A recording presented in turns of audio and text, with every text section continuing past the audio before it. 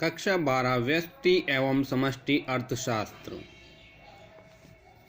अध्याय 1 अर्थशास्त्र का परिचय। परिचय।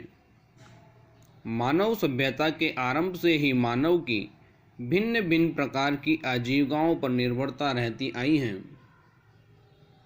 आदि मानव का जीवन यापन प्रारंभ में आखेटन पर आधारित था। मतलब मानव सभ्यता के प्रारंभ में मनुष्य का संपूर्ण जीवन शिकार पर, आखेट अर्थात शिकार पर निर्भर करता था और पशुपालन व कृषि आजीविकाओं का रूप लेकर आज अधिकांश लोगों की रोजी रोटी का साधन बन चुकी है। मतलब सभ्यता के आरंभ में जहाँ मनुष्य पहले आखेट पर निर्भर रहता था, अब पशुपालन और कृषि को आजीविकाओं का साधन बना लिया और वही उनकी रोजी रोटी का साधन है।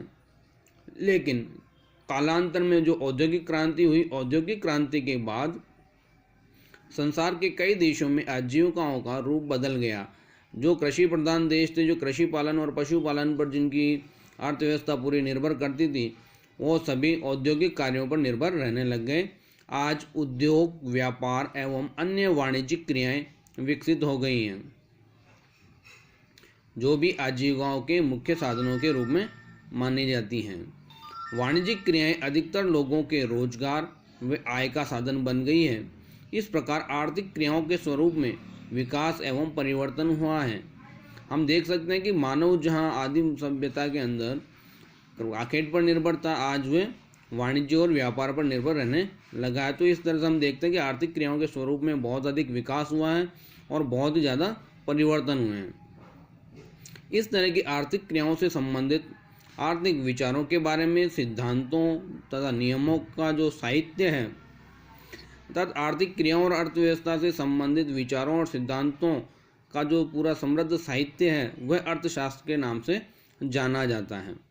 यूँ कह सकते हैं कि अर्थशास्त्र वास्तव में आर्थिक क्रियाओं का एक साहित्य है, जिसमें सभी आर्थिक क्रियाओं से संबंधित नियम दिए गए हैं, जिनका उल्लेख वहाँ पर किया गया है।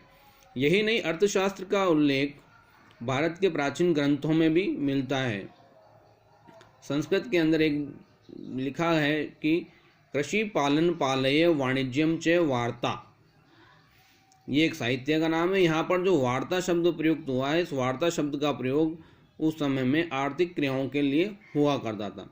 बृहस्पति, शुक्र और कौटिल्य, ये हमारे प्राचीन भारतीय अर्थशास्त्री रहे हैं। इनके द्वारा कृषि, पशुपालन, दुग्ध उत्पादन एवं वाणिज्य से संबंधित आर्थिक क्रियाओं के लिए वार्ता शब्द का प्रयोग ही किया गया है।